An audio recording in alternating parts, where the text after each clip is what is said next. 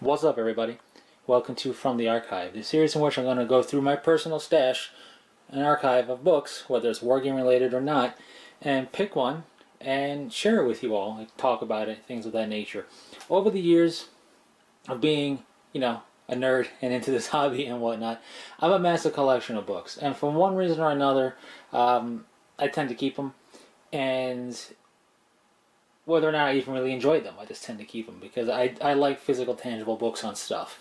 And a lot of these books, pretty much all these books you're looking at here in one way or another, has helped shape my personal tastes, thoughts, and ideas when it comes to collecting miniatures in this wargaming hobby, maybe as direct inspiration or just something in the back of my mind.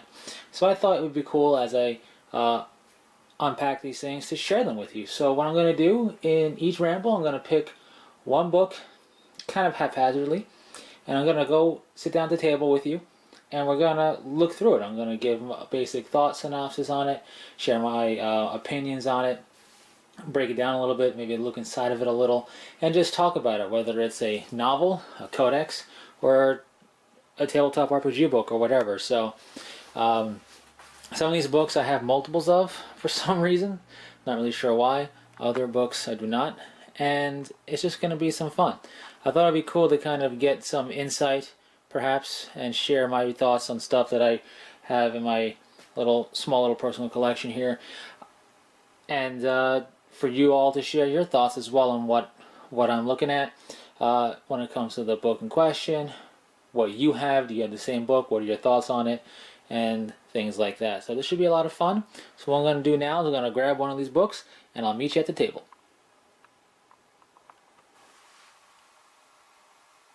Welcome back to the table. Welcome to the second episode of Season 2 of From the Archive, and being a non-40K part of From the Archive, the video basically is not going to be 40K related. I thought since I'm not limited to the books, I'd do a dive off the deep end and see how it goes, see how a video like this would work. And this is a Magic the Gathering deck that I built. Now, I'm a big Magic the Gathering fan. I mentioned that when I did the Thrawn novel archive ramble. I haven't built or really played it. I haven't played it in several years, but I haven't built a deck in like over a decade, or at the very least a decade. So everything I have is kind of a snapshot in time from back in the day. And this is circa 2006. So 14 years ago. Other fellow Magic nerds, keep that in mind when you are harshly critiquing and making judgment on what I did here. But anyways, really enjoyed Magic the Gathering, and one of the things my friends and I did in our college days was, of course, tournament and try to play it as competitive as we could, given the lack of budget at the time. But on top of that, we decided to follow an article and build ourselves some peasant decks. And we each built a different peasant deck and had a lot of fun doing it. Peasant decks are kind of designed to put everybody, new and old player alike, high and low budget capability alike, on the same playing field. So you build a deck that's just fun to play against. It gets newer players learning how to build decks and play and tweak and do everything that way. And it just lets old players have fun and think outside the box a little bit, because you're not just building towards a meta or whatever. So I believe there's two different ways to do a peasant deck then. There might be more now. We didn't have planeswalkers and stuff and the like to worry about. So basically the way it was, because there's different rarity card types, or card rarities I should say, in Magic the Gathering. The way we did it was 5 uncommons, no rares allowed. You could also do it 1 rare and 4 uncommons if you so desire to do it that way. We did no rares. Now one of these cards was reprinted in 2013. I built this deck in 2006. So was that 7 years after the fact? One of the cards was reprinted and the rarity was changed from an uncommon to a rare, thus ruining everything. But outside of that, it met the criteria at the time, and it's still a very cheap deck to build. Cool bit of box art for the deck boxes that you can find at the gaming stores. There's a lot of cool stuff like this out there. Chances are, even if you don't play Magic the Gathering and have no real idea about it, you've at least heard of it if you're into miniature wargaming, because they are typically... If a store does miniature wargaming, it tends to also do card gaming. Not vice versa. There are some stores that are just comics and cards and that's it. But then there are stores that do miniature wargaming and they also do card gaming and sell comics and whatever. So you probably at least heard about it, if not seen it. I'm not going to go into how it works necessarily, but I'm just going to dissect this deck down for you. I've already kind of organized it to make it easy to talk about. And we're just going to have some fun. So this is my peasant deck, no rares at the time I built it. And it is going to start off with land. So this deck is 60 cards. 60 is, I believe, the minimum still, and that's the way people build towards. You don't tend to see anything except really weird rogue decks out there be over 60. So we start off with one mountain. This makes red mana. There's 5 colors: red, blue, green, white, and black. So this is mountain. It makes red mana.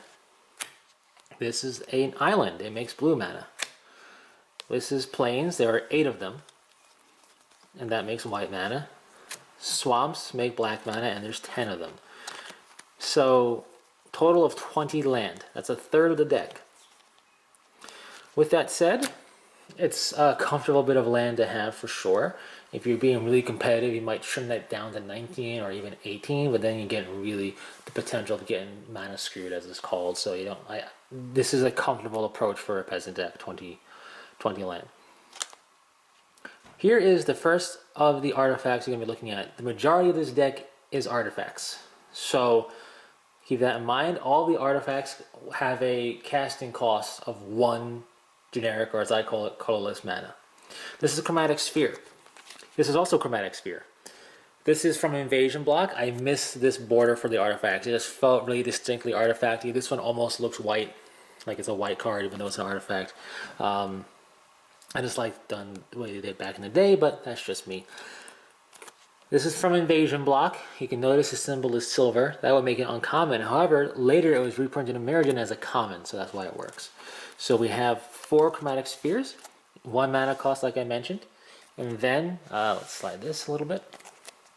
So 1 mana cost, then you can pay 1 mana, tap it and sacrifice it to add 1 mana of any color to your mana pool and then draw a card.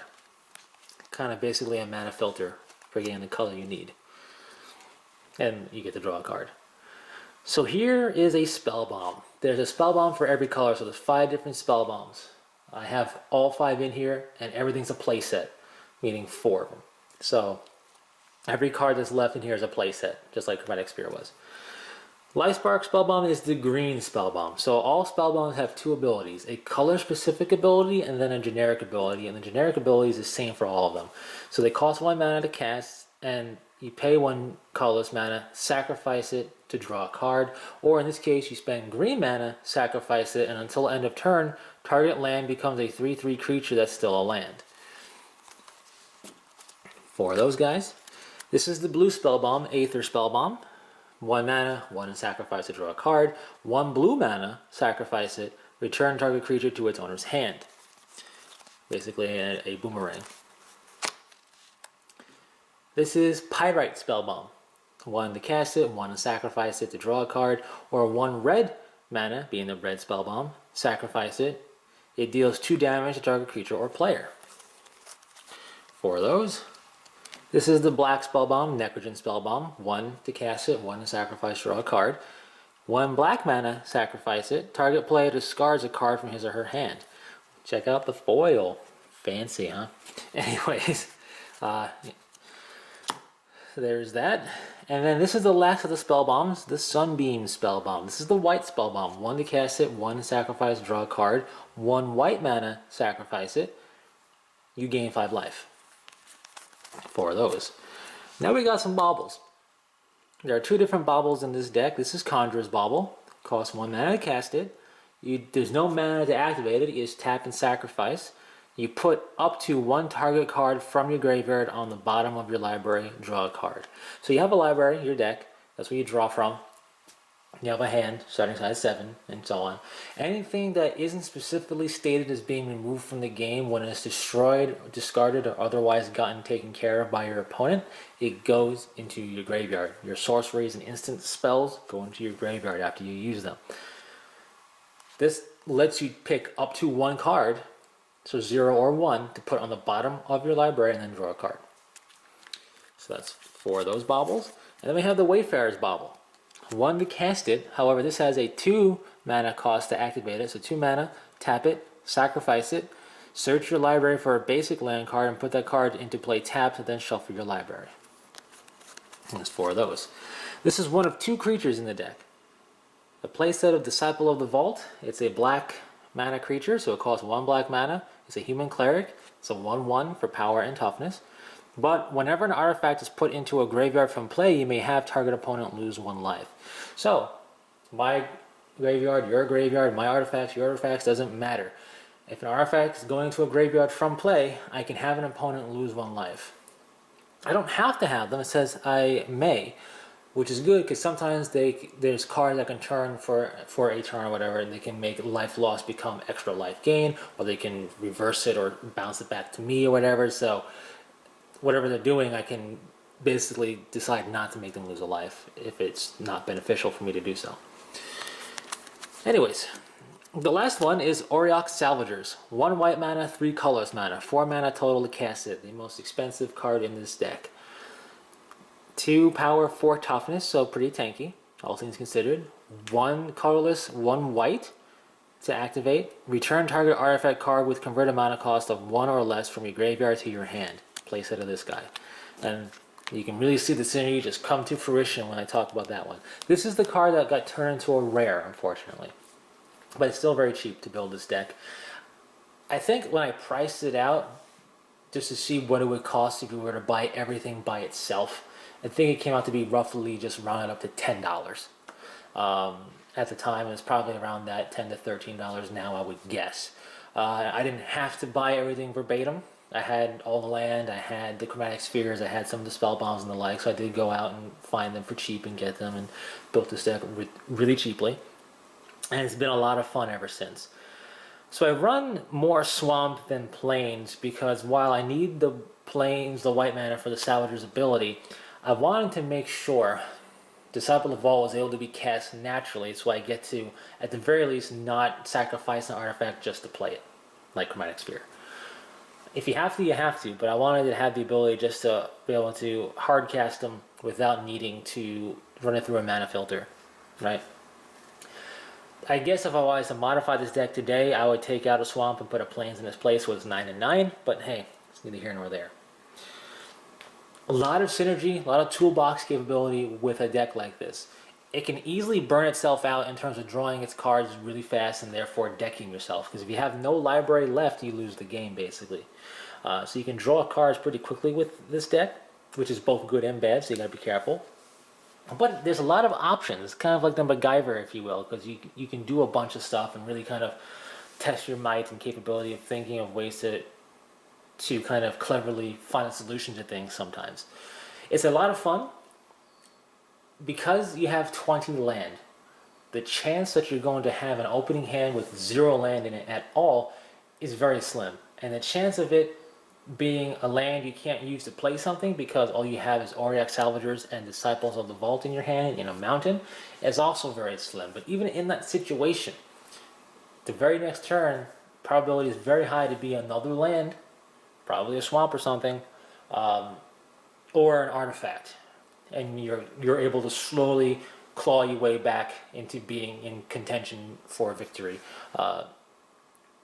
almost immediately. So that's a huge plus and part of the way I built it. The Life Spark Spellbomb is the only Spellbomb in here that ideally I have no use for its colored capability, its green mana capability, making a land a creature for the end until the end of the turn. However, in a clutch pinch situation, I could turn one of my untapped lands into a creature to do a sacrificial block to prevent something disastrous, or if the opponent is doing massive damage across the board to all creatures and players, or massive creature removal, I can target one of their more critical lands if they have something special, or just target a couple of their lands and turn them into creatures if I have multiple that spellbound, multiple spheres. And I'm able to have them then get rid of their own land that way. But really it's just meant for card draw to get me 2 things, to get this whole synergy going. I have a lot of fun playing it. When I have it, I play it a bunch, and what I've learned is that I don't have to rely on this guy to win, or even be out to do stuff with the spell bombs. You ideally want him to be out there, but because I'm going to be getting them back, it's going to happen with the salvagers. You can go to town relatively quickly with your spell bombs and start burning things and having them discard their hand, or slowly over time and everything. The real big combination is Disciple of the Vault and Auric Salvagers, of course, in conjunction with, which is not the best way to use that word at all, with Necrogen Spellbomb and Sunbeam Spellbomb. Those are the real big, good combos, because Necrogen Spellbomb is going to make them discard a card from their hand every time you do it that way. And you constantly bring it back, so you can, over time, unless they have card draw capability, you can make them just be top decking, which means they have no hand, they have to just draw one card from their deck and play that card or lose it, right? Because I'll make them discard it. So that's pretty huge, especially with the ability to get card advantage by just sacrificing other spell bombs to just draw cards to do stuff. Sunbeam, doing that, but with Sunbeam, I'm just constantly gaining life. Decks that rely on multiple weak creatures to attack in overwhelming numbers are going to quickly find themselves outpaced, unless they have like 8 creatures on the board, by my life gain. Burn decks are going to find that their damage peters out as my life gain slowly counteracts that. So that's also a nice big combo there. I have the mountain and the island in this deck to be able to make use of the Pyrite and Aether Spellbomb's abilities naturally, meaning without having to use Chromatic Sphere to filter it.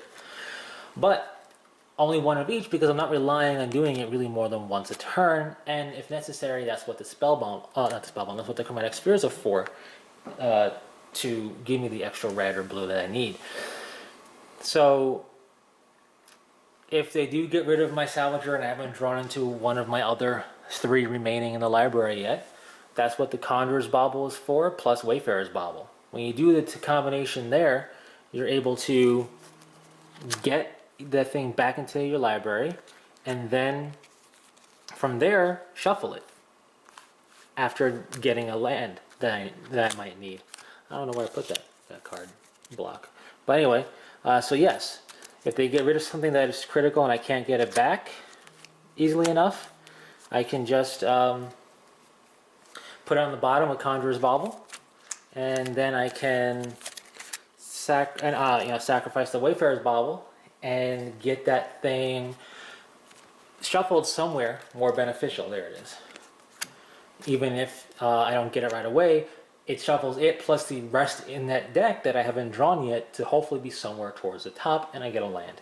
It's a little bit of a risk whenever you shuffle your library, because you don't know what your very next card is going to be, so it could have been what you needed, but that's okay, right? You gotta take those risks sometimes.